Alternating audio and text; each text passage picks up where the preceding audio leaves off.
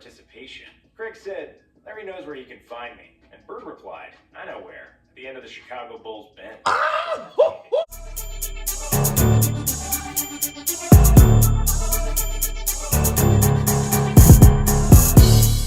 What is good, YouTube? We are back with another reaction video. This is take 2 for the day. I tried to react to a different video earlier, but that shit was kind of boring, so I said, fuck it. But today, I'm back with the crowd favorite, and that is Larry Legend. He's now become one of my favorites as well from reacting to his videos. But as you can see from the title, we are reacting to Larry Bird's most savage moments. I can only imagine what's about to be in this video, because when I watched this trash talk video, it was crazy. So I'm not even going to use up the full minute because it's Larry. Y'all know who the fuck Larry is. Y'all know what he was about. Let's get into it. Larry Bird's most savage moments reaction. I know this is about to be fire. Let's go. Bro, I need to get a haircut, bro. Y'all been seeing me looking raggedy lately. I ain't tripping. A part of the reason why Larry Bird was called Legend was his brilliance as a basketball player. The other part were his legendary and vicious trash-talking skills. Bird was a killer on the court. He had a foul mouth. He wasn't afraid of anybody. This explosive combination gave birth to some of the most ruthless trash-talking stories in NBA history. So here are the 10 best Larry Bird savage moments. Let's get it. 1988 three-point shooting contest. 10 best. The three-point shot in the NBA was first introduced in the 1979 NBA. We all know what happened here, but it's okay. We're going to listen to it again, because it's savage as fuck. Season. Savage Larry's fuck. rookie year. If you ain't heard this later, at the 1986 All-Star Weekend in Dallas, the NBA brought the first official three-point shooting contest to the scene. What year did they say? 7 years later, at the 1986 All-Star Weekend in Dallas, the NBA brought the first official three-point shooting contest to the scene. Larry won it, repeated next year at the All-Star game in Seattle. In 1988, he was going for a three-peat in Chicago. Before the start of the contest, Bird entered the locker room, did not speak a word to the other competitors, and just took a good look at him. Savagery. He said, I'm just looking which one of you is going to come in second. Savagery. Filled with silence, because they all knew what kind of a shooter Bird was. Of course, Larry would go on to win again, proving that he's the best shooter in the world. He won without... Bruh, like, how you even respond? First of all, when he said it, they probably fucking believed him. He already won the first two. To do that right before the three-peat, boy, he came in there and said, I'm gonna cook y'all, and then cooked y'all, and y'all couldn't say shit about it. Taking off his tracksuit, famously raising his hand while the contest... Didn't even take off his tracksuit. Hold, let me run that back real quick. Of course, Larry would go on to win again, proving that he's the best shooter in the world. He won without taking off his tracksuit, famously raising his hand while the contest clinching three was still in the air. Look at his fucked up finger. Greg Hodges was one of the best shooters in the 80s. He competed in a three-point shooting contest with Larry each time Bird was participating. Larry won 3 times, and Craig finished second twice. Damn. Hodges finally took home the title of the best three-point shooter at the All-Star Weekend in 1989. Reporters asked him if the main reason for his victory was Bird's injury and non-participation. Craig said, Larry knows where he can find me, and Bird replied, I know where, at the end of the Chicago Bulls bench.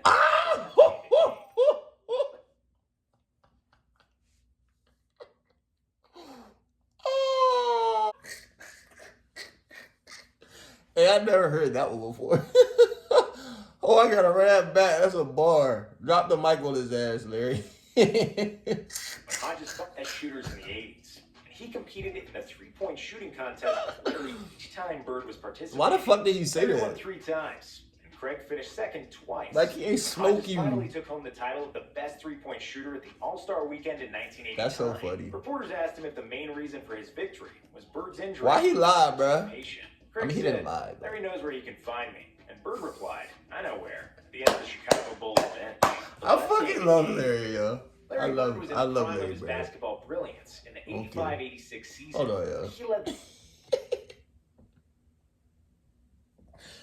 Larry, he's so funny to me. Left-handed game. Larry Bird was in... Look at this man, bro.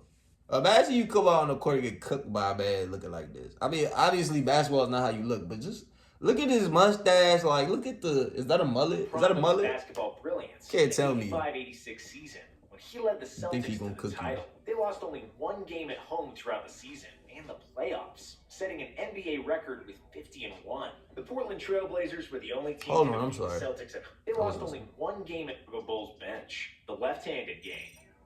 Larry Bird was in the prime of his basketball brilliance in the 85-86 season when he led the Celtics to the title. They lost only one game at home throughout the season and the playoffs, setting an NBA record with 50-1. The Portland Trailblazers were the only team to defeat the Celtics at home in December, so they were a good bet to win in front of their crowd in February. Before the game, Bird surprised his teammates and journalists by saying that he would shoot all his shots with his left hand, except long jumpers. This was the last game of a long road trip. Larry would always find new motivations and challenges to get through the I love videos when I actually learn some new shit. Like, I didn't know he said he was going to shoot all left-handed except for long jumpers. If that motherfucker would have came out shooting threes with left-hand.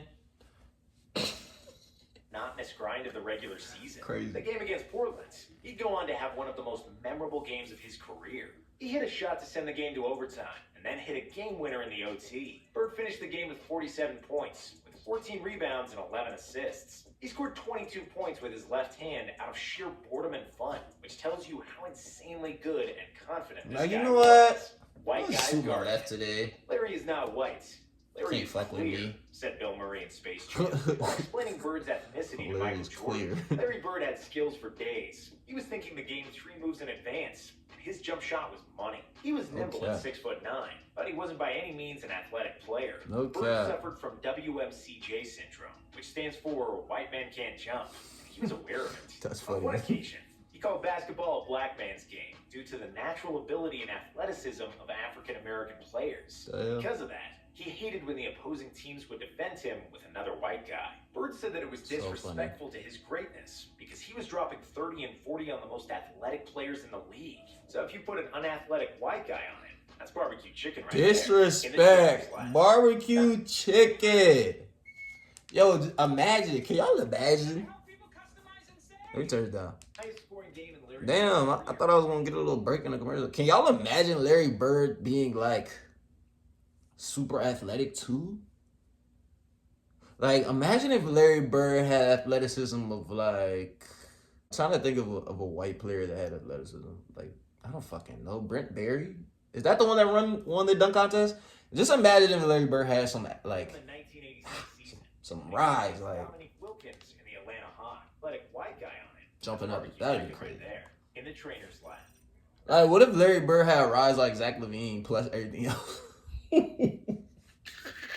Undisputed GOAT.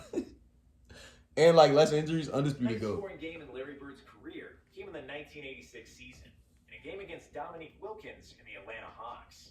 At the beginning of the first quarter, it was obvious that Larry is in the zone. He'd hit everything he threw to the basket, with the announcers repeatedly saying they were watching the greatest shooting exhibition in basketball history. Bird scored 60 on 61% shooting and 15 of 16 on free throws, hitting ridiculous shots over. That is one of the craziest shots I ever seen. Bird scored 60 I got one. shooting and 15 of 16 on free throws, hitting ridiculous shots over. Bro, that's one of the craziest shots I've ever seen in my life. He suddenly said, "in the trainer's lab," to Hawks players, which meant he would try to make a 3 from the corner and then fall in the trainer's lap.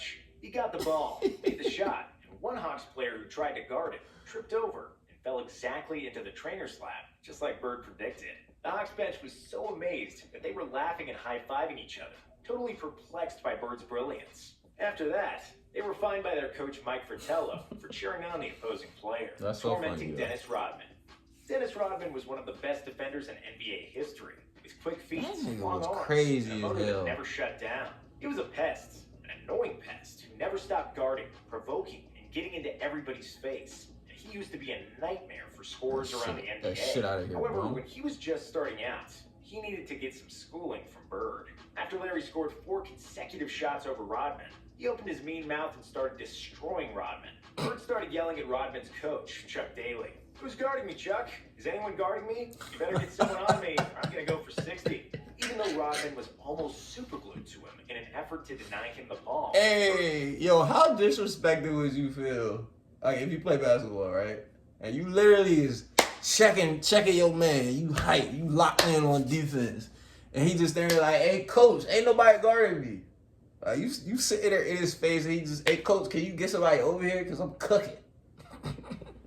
Was it his I'm sarcastic cooking. text? I'm open. Hurry up before they notice nobody is guarding me. Merry effing Christmas. 1990. Larry Bird loved to play against the Indiana Pacers, where he was always greeted as a king. It was where the hick from French Lick grew up, made his first basketball steps, and took Indiana State University to the 1979 NCAA Finals. And the game Boston played against the Pacers played on December 26, 1990. Will forever be etched in memory of the Pacers shooting guard, Chuck Rifleman Person. This nigga's a shooting guard? This boy about strong as hell. The Pacers played on December 26, 1990. Damn. Will forever be etched in memory of the Pacers shooting guard, Big Chuck strong Rifleman ass. Person. Before the game, Person said to the reporters, It's a tough-ass Rifleman nickname. is in the building. I'm going bird hunting today. At the tip-off, Bird replied to Person that he has a Christmas present waiting for him. While Chuck sat on a bench during the game, Bird received the ball in the corner and shot a three-pointer. As the ball was flying towards the basket, Bird turned to Person and said, Merry effing Christmas. The ball, of course. Merry fucking Christmas. Coaching the Suns bench. The best teams in the NBA often coast through the regular season and can lose their edge and focus when playing against mediocre opponents. In one game against the Phoenix Suns, the Celtics lost a double-digit lead and were trailing by 2 in the final seconds. The Celtics had the possession, and they could tie the game and go to overtime, or win it with a 3. Larry knew his Celtics shouldn't be losing a game to the Suns, and he wanted to play no overtime. So he went to the Suns bench and told all the players and coaches what was about to happen. Yeah, I'm going to bust a 3 on you guys and just go home. I'm tired of this. Unsurprisingly, he lived up to his word. As the ball was still in the air, he turned toward the Phoenix bench and yelled, "Told you so," as the ball was going through the net. Calling his shot against Xavier McDaniel. Xavier McDaniel was... I'm convinced. I mean, I don't know if this is true, but in my opinion, Larry Bird started that shit. He's the one that started calling his shots. I mean, he probably wasn't really like the first one ever. You know, he probably somebody we don't even know. But in my heart, in my mind, in my soul, I feel like Larry started that shit. Like, I can honestly say probably Jordan probably got this shit from him. One of the most notorious NBA players. You rarely want him to say that. And on the courts, he liked to get physical, like Olivia Newton-John. When he was playing for the Sonics and the Knicks, nobody was really messing with X-Man. However, Bird was not afraid of a scuffle, and there are multiple stories of Larry participating in bar fights during his NBA career. In a crowded Supersonics arena, Boston and Seattle played a close game tied just 10 seconds before the end. At that point, Celtics coach Casey Jones called a timeout, and Bird confidently told him to just give him the ball and that the others move the hell out of the way. On his way back to the floor, Larry said, "That's exactly where I'll get the ball, and I'll score the game winner in your face." While X-Man replied, "I know you will get it there. I'm waiting for you." Bird received the ball right where he said and made a tough fadeaway shot. After Bird realized there were still 2 seconds left, he told McDaniel, "Damn, I didn't want to leave 2 seconds on the clock." While X-Man walked back to the Sonics bench, disbelief, tormenting a young Clyde Drexler. Man, before Clyde I'm sorry I keep stopping it, but I don't want to talk over a dude. I really wish Larry Bird played at a time where you could be mic'd up. I mean, the league probably wouldn't want him to be mic'd up because he's such a savage, but I wish he could have been mic'd up just for me to really hear all the crazy shit he was saying. Because we only got a glimpse. The shit we didn't hear about was probably crazy. To the NBA, he was one of the best players in college basketball, forming the famous five slam and jam with Hakeem Olajuwon at the University Damn, look at of Hakeem's Houston. finger. Drexler was selected by the Blazers with the 14th pick in the 1983 NBA draft. Even as a rookie, he was already one of the most athletic guys at his position. However, Bird wasn't impressed. When Drexler subbed in the game against the Celtics, he started guarding Bird. Larry smiled at him. Bird gave no fucks about that. You can't stop me. You're a rookie. You don't know anything. He would proceed to hit jump shot after jump shot over Drexler before the Blazers coach had mercy on him and subbed him out, while Bird was laughing at Clyde on the way to the bench. No way. Hold on. Look at Zion. Yo, why y'all going on my man Zion like that? The video's over, so we don't go to the outro, but come on, yo. Look at the picture on the left, yo. Oh my gosh. I'm done. Let's go to the outro. Oh, that's crazy. Outro time. This is gonna be quick, you know. Only really one thought I had.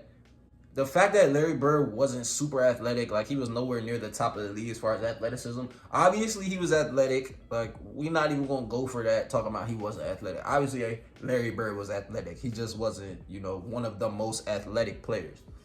But with that being said, when you know you're not that athletic, but you know you can cook the players that are athletic, like, that's saying a lot, because let an unathletic player get on you. That's like a walk in the fucking park. That's a cakewalk. Just like he said, he felt disrespected. You put an unathletic person on me.